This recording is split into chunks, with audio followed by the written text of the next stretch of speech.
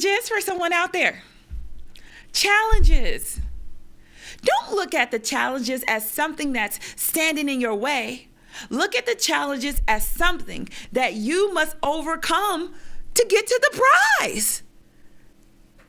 If it was to be handed to you, then you wouldn't have the value that the universe seeks for you to have once you get to the goal. Kamisha Monica, everybody.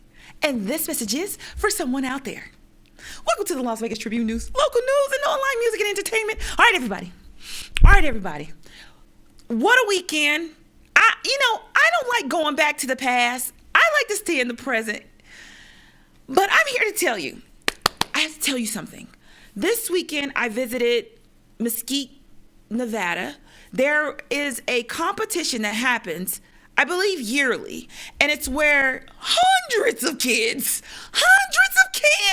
from all over the United States, they come in and compete in this 7-on-7. It's called Pylon. It's like a football tournament, 7-on-7. Kids of all colors, races. Well, there's only one race, and that's the human race. So excuse me for that, for messing up about that.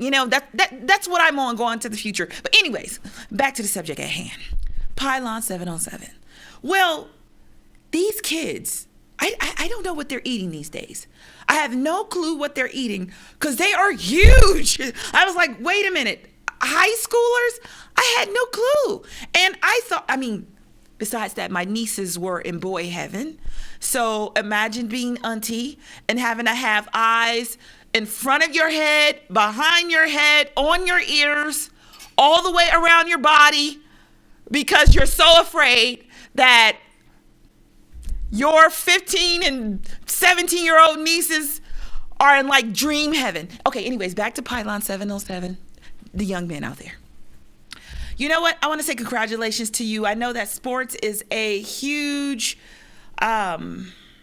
thing that a child can be a part of that would keep them out of trouble. So to see all those children being occupied by still going outside and not in front of their video games or on their phone and doing something with their lives, I want to congratulate you on that. But nevertheless, the event was a success besides all that wind that blew a few tents that night. You know what? It turned out to be a good event, and I can't wait to see it next year. Now, moving on. 2 things that you can do when you come to Vegas. I know you probably never thought about this, but actually we have a national hockey size ice rink. So you can actually go ice skating. That might be something that you might be like, why would I come to Vegas to go ice skating? Well, doing things that are outside of your comfort zone, it makes great for memory when you do leave. Okay, next, zip lining, of course. I have to tell you this. I'm afraid of heights, but I did go zip lining, and it was downtown. It wasn't too expensive. It wasn't more than $120 for one person. Actually, I think I got it for maybe $80. I'm not sure. Don't tell anybody because that might have been a Black Cat discount that I got. You know what I mean? Next, another thing that happened downtown, the Moulin Rouge. I know if you're unfamiliar, you probably know about like the Moulin Rouge that was created in like 1899 or something like that over in France. Don't quote me on that date, but of course the sexy girls, the fantasy, the reds, the exoticness of it all. Well, there was a hotel here in 1955, and this hotel, it was open for 6 months only, but I tell you, I'm starting to mention this because this past weekend at the Mob Museum, they had this huge event of people coming out to talk about the Moulin Rouge and what happened to the first integrated hotel in Las Vegas. Now, they had a panel of Catherine Duncan was there, the woman who runs Harrison House. She's I believe still the president of Ward 5 Chamber of Commerce. She was there as a panel guest. Sammy Davis Jr.'s son was there as a panel guest. And I think a dancer. I believe her name is Anna, but I know her daughter is the owner of Black Image magazine. The Kim Bailey is the daughter. So I think the mother is Ann. Don't quote me on that. But you know, sometimes after a few drinks, everybody, you forget all the facts. So I'm just dibbling and dabbling for you to let you know that this hotel, to end off Black History Month, this hotel was a hotel in Las Vegas on the historic West Side, right there, Bonanza, before you get to MLK. On the left-hand side, it's now on the National Registry for Nevada. Well, there's a lot of speculation around this particular property. Some say that it was intentionally shut down. Some say that it wasn't generating the revenue. Some say that what happened to that place happened due to racism or jealousy. People coming from the other side of the strip now coming to this side of town. There's a lot of speculation about it. I don't know. I only know what I know because I didn't live at that time, and I only know based on different stories, and some people have different recollections of what happened to this hotel. But let's say this. At this point, we sat in the room and people are now back on the wagon of trying to see if maybe that property could exist because of what it stood for at a time where segregation was still running rampant all over the United States. So I'll say this. Going forward, the Moulin Rouge was a hotel that I did work on. But there's a lot that I did not understand at the time when I was working to get this thing built. And I think the night and taking this month to where the Mob Museum was able to have an event that highlighted what happened to this first integrated casino. I think going forward, I think we all should take a look at incidents that have happened like this over the past, not dwell on them, but figure out how we cannot make the same mistakes again. Because in this world, our not just our future, but the future of our children really depends on it. And I hate to have that cliche conversation and say that, but I think who we are as Americans and society is going to have a lot to do with what happens here and the way the rest of the world views us. So in terms of this hotel, the first segregated hotel that was eventually caught fire and all these other things happened to it, I think let's not let that be how we proceed forward as we continue to build this country and make it a better country. Now, I'm going to move on. Enough of that serious stuff, right? Okay, now I got a little scoop here for you. As I was at this Pylon 7-on-7 up in Mesquite, someone walked up to me and he started talking to me because he knew I was in media, right? And he talked to me about the NFL. He alleges, anonymous tip, alleges that the NFL, when it was time to get their vendors for the Super Bowl game, that they did not allow any white male vendors to participate.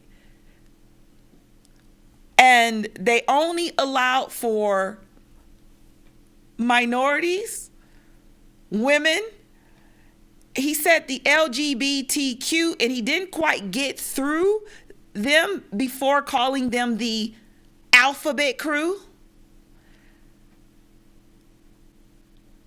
So, and he felt comfortable enough to talk to me about the situation. And, you know, I'm one who have my two ears to try and listen. So I listened. You know, I am not sure, sir, if this is at all true what you're saying. And I will say this, if it is true that you felt like you were discriminated against because you were a white male, I would I would challenge you to think about it a little bit, of people who had been in this country for 400 years and felt like I just can't get the opportunity because my skin is not the right color, or I don't fit what you call the alphabet group, or you're not a woman, or whatever that is defined to you as these days. I want you to think about it in that respect. But I also think about it in respect to you too, because you have learned to recognize what discrimination is. And you have learned to recognize what discrimination is by being discriminated against. So I say this, going forward, I don't know if that is true. And to the NFL, I would hope that it isn't true in a sense that the oppressed becomes the oppressor. This is something that's very that kind of bothers me, because I don't believe in revenge, and I don't believe in treating people a certain way because this was the way it was before. If we're going to start an equal bandwagon, we need to start an equal bandwagon all the way through. That's my stance on it. It has to be equal all the way through. So if you're going to have minority women and allocate X amount of spots for them, you must allocate X amount of spots for everybody else. It has to be equal all the way through. So I understood what he was saying, but I understood that in the same breath, he was insulting people. And that's what doesn't sit well with me. So I hear you. But I also say that be mindful of the words that you choose. Because what if I was LGBT and you had no clue and you were saying this in front of me? That conversation could have went a totally different way. So just be mindful. I understand your position, but just be mindful. And if the NFL has done something like that, allegedly, based on your anonymous tip, then NFL, shame on you. And I love the NFL, but still, this is a claim that a citizen of the U.S. made. So I thought I'm going to talk about it on the show. Okay, next. Las Vegas Black Film Festival at Suncoast Casino is coming up. That's April 20th to the 23rd. If you haven't submitted, I don't think you have much time to submit your film, but if you're gonna submit, you're submitting it to Las Vegas Black Film Festival for any content that you want highlighted. Okay, also, Harrison House. Harrison House is in the historic West Side. It's a house that was that Black entertainers used to have to stay at overnight because they could not stay on the Strip.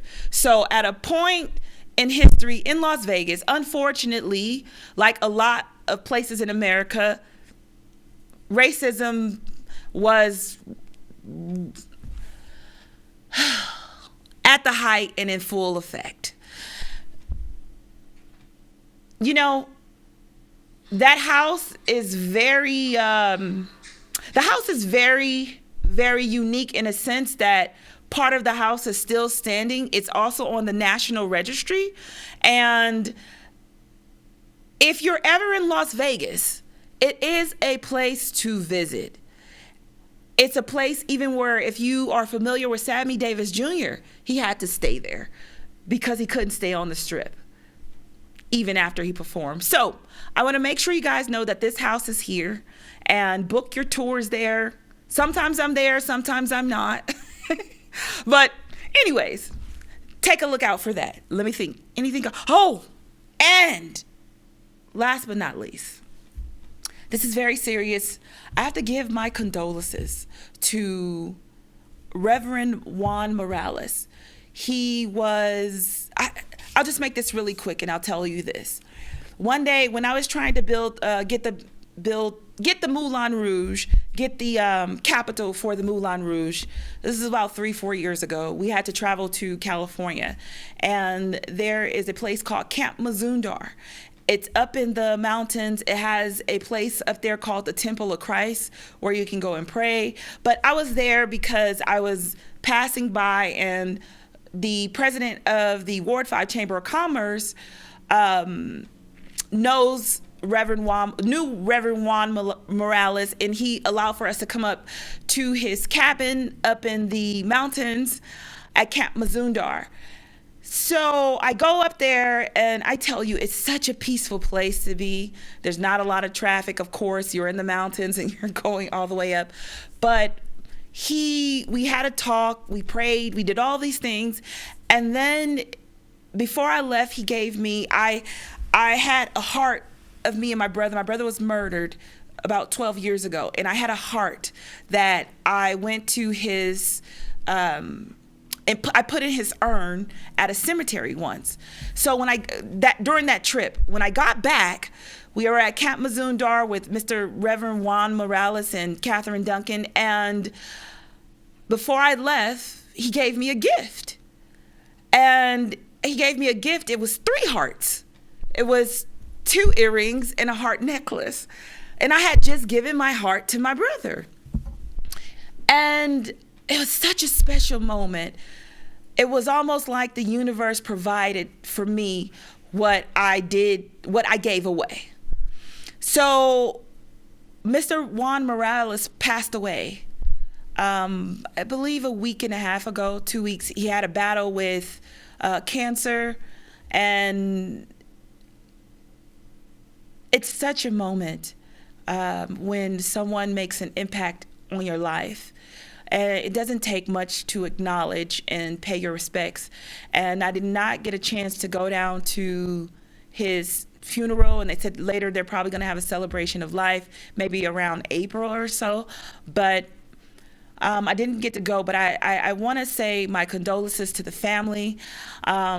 You are a special person. You were a special person to me, to welcome me in your home and to treat me with such kindness. I know that is very, that's not a thing these days that people are normally doing, being kind to others. But I want to thank you, Mr. Reverend Juan Morales, for showing me that kindness and not looking, not looking at us as people who are just passing through, but as your sisters. And rest in peace to you. And on that note, I think that's it, everybody. Hopefully I'll get a guest next week so we can get you guys some more information, because that's what the guests are about. But I'm going to end it on that note. And I'm going to say, that's it. That's all until, wait. Pull back. Hey, go ahead and type in Las Vegas Tribune to see what's going on in Las Vegas every day of the week. And on that note, that's it. That's all until we meet again. I'll see you next week. Deuces.